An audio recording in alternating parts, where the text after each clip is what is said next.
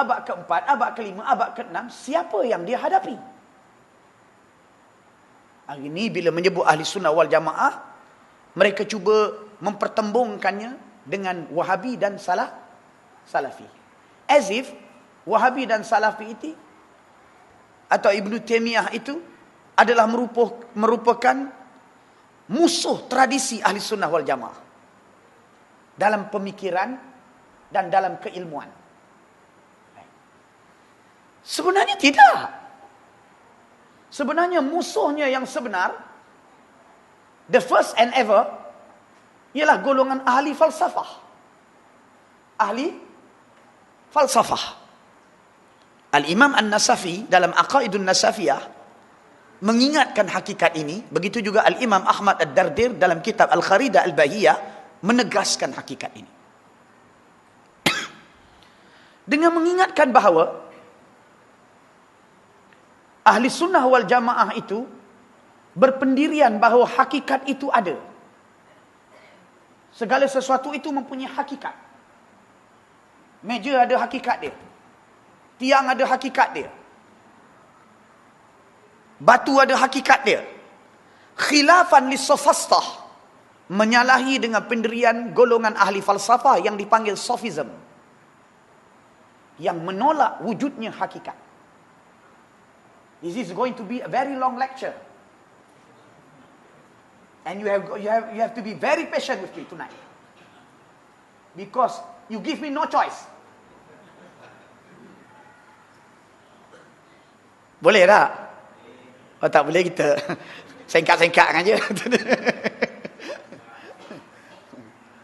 Baik.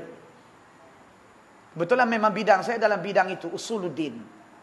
Ketika belajar di Universiti Al-Azhar. Baik.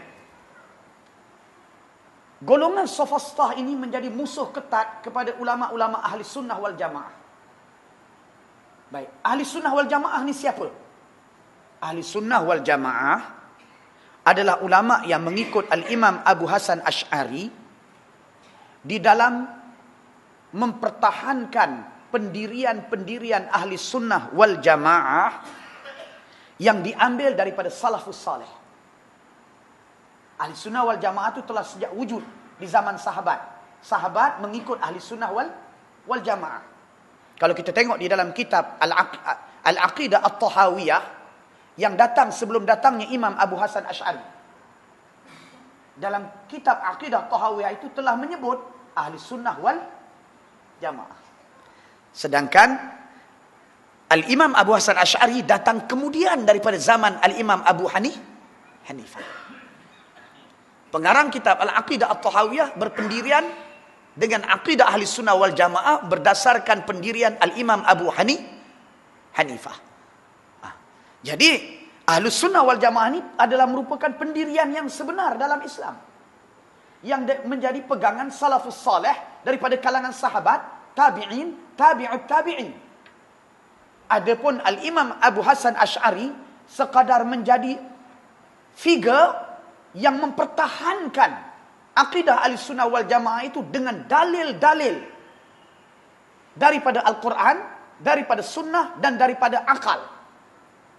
Menggunakan dalil-dalil akal bagi berdepan dengan ahli falsafah yang melontarkan idea dan pemikiran Yunani di dalam menggarap persoalan akidah yang terdapat di dalam Al-Quran, tetapi dengan garapan yang membawa kepada kefahaman yang menyeleweng dari akidah ahli sunnah wal jamaah.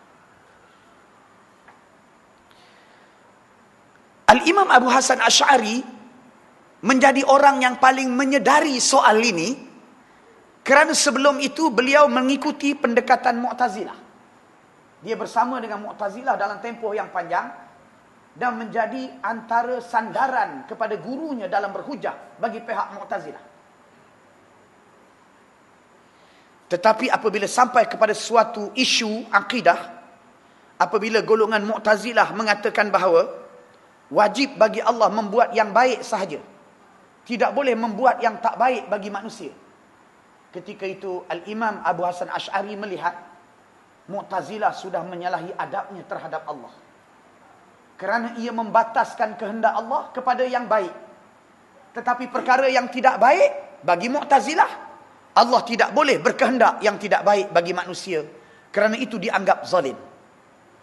Jadi Mu'tazilah ni dah jadi tok hakim pula bagi Allah. Mana boleh, mana tak boleh? Tak boleh.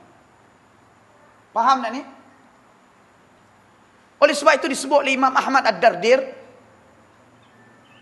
wa man yaqul bi fi'li salah qad asa'al 'ala al-ilahi qad asa'al adaba. Barang siapa yang mengatakan bahawa berbuat yang betul sahaja, yang baik sahaja atas Allah, maka dia telah melakukan buruk adab kepada Allah. Al-Imam Abu Asy'ari bertaubat daripada fahaman Mu'tazilah di atas isu tersebut. Dengan dia naik di atas mimbar masjid dan dia membuka jubahnya, pakaian jubah luarnya, dan dia menterbalikkan jubahnya dan dia pakai terbalik. Dia kata, beginilah keadaan aku bermula daripada hari ini meninggalkan Mu'tazilah, makna aku pusing 360 darjah. Betul tak? Bukan kot, 360 darjah pusing balik. 180 darjah. Sabar ni, sebelum saya sampai kepada nak cerita sekularisme yang menjadi dasar politik kepada banyak negara Islam pada hari ini. Sebab tajuknya Ahli Sunnah wal Jamaah. Jadi, Imam Abu Hasan Asy'ari sekadar mempertahankan akidah Ahli Sunnah wal Jamaah yang ditolak oleh Mu'tazilah. Imam Abu Hasan Asy'ari kembali kepada Ahli Sunnah. Dan dengan berbekalkan hujah-hujah yang dia telah dilatih dengan hujah-hujah akli itu, mempertahankan akidah Ahli Sunnah wal Jamaah. Menyebabkan akidah Ahli Sunnah wal Jamaah itu akhirnya tersebar. Dia mengarang tak kurang dari 500 buah kitab bagi menegaskan kebenaran Ahli Sunnah wal Jamaah. Baik. Siapa yang merupakan golongan ahli falsafah yang paling menjadi musuh ketat kepada Ahli Sunnah wal Jamaah? Iaitu yang dipanggil sebagai golongan ahli falsafah Sophistaiyun. Iaitu ahli falsafah Sophism. Please follow me with passion. Sabar, step by step.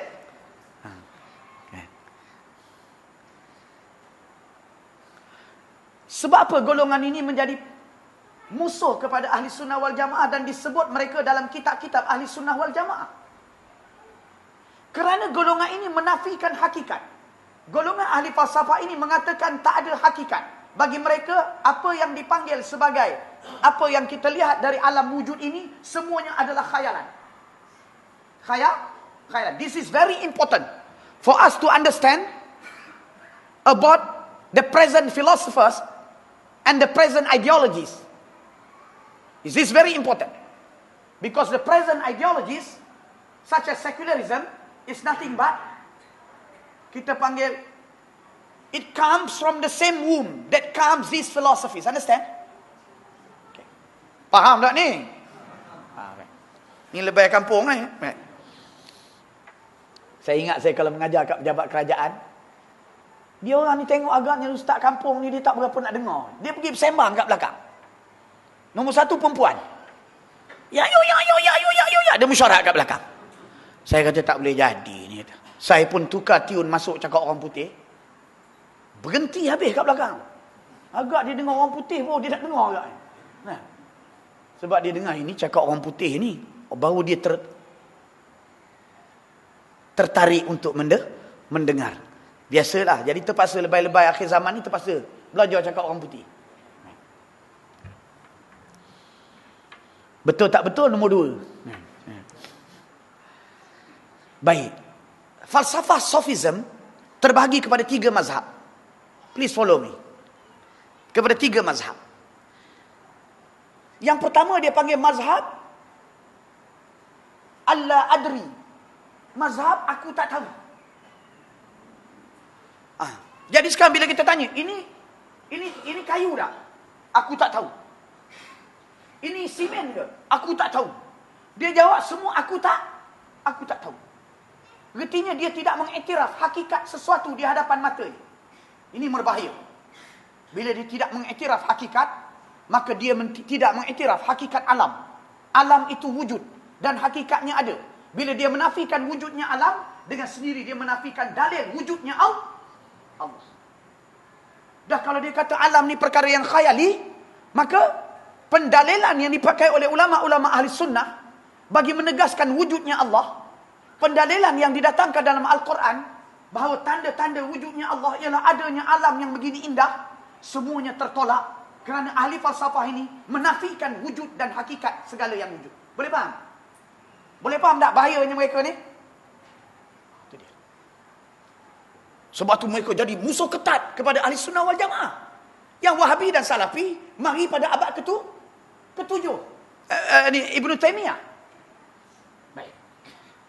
Sebab saya bukan apa, saya dok perhati orang bila sebut ahli sunnah ni kira orang Wahabi, orang Salafi. Sabar dulu nanti.